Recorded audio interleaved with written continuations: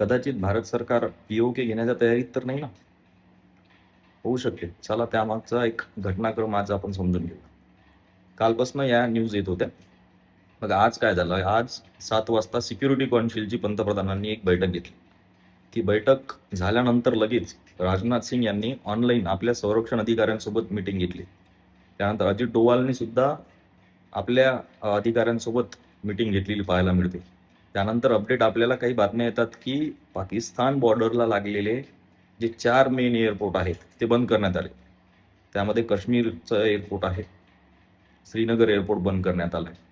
आता कदाचित वार होऊ शकते किंवा नाही पण होणार, पण एक शक्यता वर्तवल्या चाललेली आहे.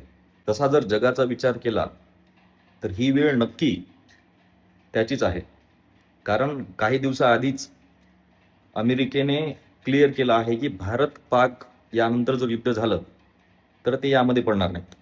चायनानी आपली बाजू आपल्या व्यापाराच्या दिशेनं वळवली दिसते. रशिया तर आपल्या बाजूने आहेच. तर आपल्या आर्थिक गोष्टीच्या बाबतीत काय महत्वाचं आहे की येणाऱ्या काळात शेअर मार्केटमध्ये गुंतवणूक करताना थोडं विचार करून करावं लागेल. जर अशी परिस्थिती आली तर मोठ्या प्रमाणात बाजार पडताना दिसेल आणि सोन्याचे भाव आणखीन वाढताना आपल्याला दिसतील.